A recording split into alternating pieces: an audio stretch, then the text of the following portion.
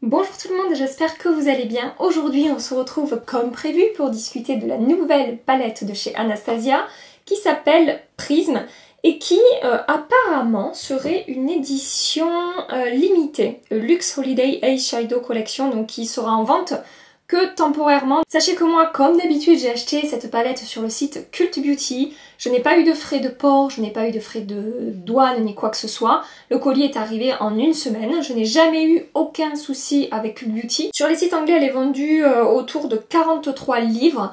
Et sachant qu'en France, la subculture et la moderne renaissance se vendent 49 €. Quand on reçoit la palette, elle arrive dans ce très joli emballage en carton noir et doré. Je trouve ça vraiment joli, je trouve ça assez sobre, mais en même temps, je sais pas, assez chic. Je sais pas comment dire, j'aime beaucoup. Et donc, une fois qu'on l'ouvre, on a toujours, comme chez Anastasia depuis le début, ce boîtier en velours en fait, et on retrouve le même dessin que sur l'emballage doré, avec marqué Prism ici, Anastasia Beverly Hills. Et derrière, on a évidemment tous les ingrédients, etc. Et à l'intérieur, voilà comment se présente la bestiole. Donc on a comme d'habitude un joli miroir avec mes belles empreintes de doigts. Et on a les 14 teintes qui sont ici avec un pinceau que j'ai déjà utilisé. Qui est ici, un pinceau qui est vraiment pas mal je trouve. À chaque fois les pinceaux dans les palettes Anastasia, je trouve que ce ne sont pas des mauvais pinceaux comme on peut trouver dans d'autres palettes qui sont vraiment des pinceaux à jeter. Mais là voilà, à chaque fois ce sont des pinceaux que je garde parce qu'ils font très bien le boulot et ils sont vraiment super. Dans ces 14 teintes, on va avoir 3 rendus différents. Duochrome, métallique et mat pour cette palette. Alors quand je la regarde comme ça, j'ai beaucoup entendu dire sur les réseaux sociaux que les teintes étaient importables, que c'était pas une palette intéressante parce que c'était très compliqué de faire des make-up avec. Moi je trouve que la seule teinte compliquée à utiliser ça va être Sphere qui est cette espèce de jaune néon assez flashy, et encore j'ai vu des tutos sur internet où en fait cette teinte est utilisée en creux de paupière, vraiment en première teinte, et ensuite en ajoutant par exemple celle-ci par dessus en travaillant un petit peu, le rendu était plutôt joli et j'ai trouvé ça assez sympa. Après moi je l'ai jamais utilisé encore, j'ai jamais fait de test. Mais voilà, moi je trouve que c'est la seule teinte compliquée. Toutes les autres teintes, je trouve vraiment que, je sais pas, je vois pas le problème pour porter ces teintes. Alors effectivement, avec certaines teintes, on pourra pas faire un maquillage ultra naturel, mais je sais pas, je vois pas trop le problème en fait. Quand je regarde, je trouve vraiment les teintes super jolies. Je passe maintenant au swatch. J'ai commencé par la rangée du haut. La première teinte s'appelle Lucide. Ensuite, nous avons Eden. Ensuite, Unity, Sphinx, Osiris, que j'ai swatché sans spray fixant. Sachez qu'il s'applique, il est encore plus intense avec du spray fixant. Ensuite, on a Sphère, c'est cette espèce de jaune un peu néon. Et ensuite, on a le noir de la palette Obsidian. Pour la rangée numéro 2, tout d'abord, on a la teinte Dimension, que je trouve vraiment très réussie. Ensuite, on a Parallèle. Ensuite, on a Pyramide. Ensuite, on a Trône, Saturne, Éternal et Lure. Comme vous avez pu le voir, cette palette swatch vraiment très bien. Je n'ai pas eu besoin d'humidifier mon doigt juste avant. Je n'ai rien sur mes doigts, je n'ai rien sur mon bras. Et vraiment, la pigmentation est très bonne, que ce soit les mats, les métalliques ou les duochromes. Après évidemment, pour intensifier certains rendus, je vais utiliser du spray fixant. De toute façon, vous le verrez dans le tutoriel comment j'ai réalisé ce maquillage. Voilà, j'ai utilisé du spray fixant, mais même sans spray, en fait, on arrive à avoir une belle intensité au niveau des fards. Pour ce qui est de l'effet poudreux par rapport à la subculture, sachez que ça n'a rien à voir. On retrouve une qualité de fard comme un peu celle de la moderne renaissance. Je dirais même en fait, après quelques jours d'utilisation, que les fards sont encore moins poudreux, je trouve, que la moderne renaissance. Et la pigmentation reste tout de même très bonne, les fards sont faciles à travailler, vous allez le voir au moment du tutoriel. Mais voilà, moi je trouve cette palette vraiment très réussie. Et la subculture, j'avais bien dit dans ma vidéo que pour toutes les raisons que j'avais évoquées, c'était pas une palette que je conseillais aux débutantes ou voilà, celles qui sont pas très à l'aise avec le make-up. Cette palette là, au niveau en tout cas de la pigmentation, de la facilité d'estomper les fards, etc., j'aurais pas de mal à dire que tout le monde peut utiliser cette palette. Après, à voir si en débutant on a envie de ce genre de teinte ou si on a envie de se tourner vers des choses un peu plus neutres et un peu plus faciles à porter. Voilà ce que je peux dire concernant cette palette. Donc pour moi, vraiment, après quelques jours d'application, J'en suis très très contente. J'ai réalisé ce make-up aujourd'hui avec cette palette. Vous avez été nombreuses à me dire en fait sous les commentaires de mes précédentes vidéos que je faisais toujours des make-up dans des tons chauds, marron, orange, rouge brique, etc. Et que ce serait bien que je fasse des make-up dans des tons un peu plus froids et qui changent un petit peu. C'est ce que j'ai fait aujourd'hui. Mais les jours précédents, j'ai utilisé les teintes que je vais pas utiliser aujourd'hui, qui sont des teintes un peu plus chaudes. Et je n'ai eu également aucun souci à travailler les produits, à estomper, à créer de la dimension et avoir un très très très joli rendu au niveau de mon maquillage. Alors aujourd'hui, je porte un smoky.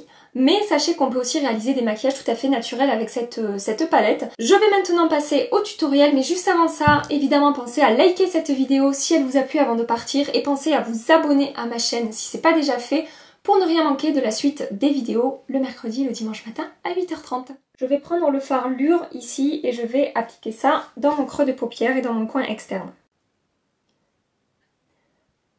Comme vous pouvez voir, la pigmentation est vraiment très bonne. Je n'ai aucun souci à estomper cette teinte. Avec un pinceau fluffy très très précis, je vais prendre la teinte Obsidian, qui est la teinte noire ici.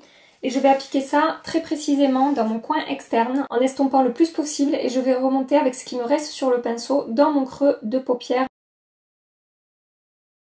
Avec mon doigt et un peu de spray fixant sur mon doigt, je vais venir prendre la teinte Osiris et je vais appliquer ça dans mon coin externe. Et vraiment, je dépose la matière, je ne l'étire pas, je veux obtenir le plus d'intensité possible. C'est pourquoi j'ai rajouté du spray fixant sur mon doigt. Je prends maintenant la teinte Dimension, toujours avec du spray fixant et avec un doigt propre. Et je vais appliquer ça sur le reste de ma paupière mobile, c'est-à-dire coin interne jusqu'à la moitié à peu près de mon œil. Je viens travailler la matière sur la teinte précédente Osiris pour vraiment flouter la transition et qu'il n'y ait aucune démarcation, que ce soit vraiment estompé et harmonieux. Je n'hésite pas évidemment à prendre la teinte Osiris et à rajouter de l'intensité à mon coin externe jusqu'à obtenir le résultat que je souhaite. Je ne sais pas si vous pouvez le voir, mais je n'ai quasiment, franchement quasiment pas de chute. Une fois que j'en suis là, je reprends mon petit pinceau estompeur et j'hésite pas à venir estomper un petit peu le creux de paupière, comme d'habitude pour que tout soit le plus harmonieux possible. Avec un pinceau biseauté, je vais reprendre la teinte Obsidian, qui est la teinte noire, et je vais faire un trait de liner avec cette teinte.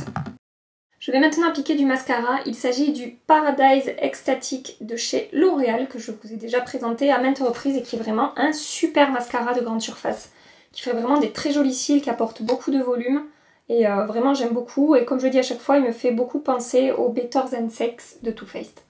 Pour mon ras de cils inférieur, je vais prendre la teinte Lure qui est ici et je vais en appliquer tout le long de mon ras de cils inférieur. Je vais maintenant prendre un pinceau crayon que je vais tremper toujours dans mon spray fixant. Je vais prendre la teinte Osiris et je vais appliquer ça le long de mon ras de cils, du coin externe jusqu'au milieu de mon œil. Avec un pinceau précis, je vais maintenant prendre la teinte Dimension. Je vais également tremper mon pinceau dans du spray fixant et je vais appliquer cette teinte donc du coin interne et rejoindre la couleur Osiris que je viens d'appliquer. Et enfin, je vais venir prendre la teinte Lucide qui est ici. Et avec un pinceau précis que j'ai humidifié, je vais venir appliquer cette teinte en coin interne pour ajouter la touche de lumière à mon maquillage. Je prends maintenant mon eyeliner gel de chez Inglot, que j'aime vraiment beaucoup, qui est un eyeliner noir. Et avec un pinceau liner, je vais appliquer ça dans ma muqueuse, tout simplement. J'applique maintenant du mascara en ras de cils. Voilà pour le résultat final au niveau des yeux. Voilà, j'espère que ça vous plaît. J'espère que le fait que j'ai utilisé des couleurs un peu différentes de d'habitude, voilà, vous trouvez le résultat joli.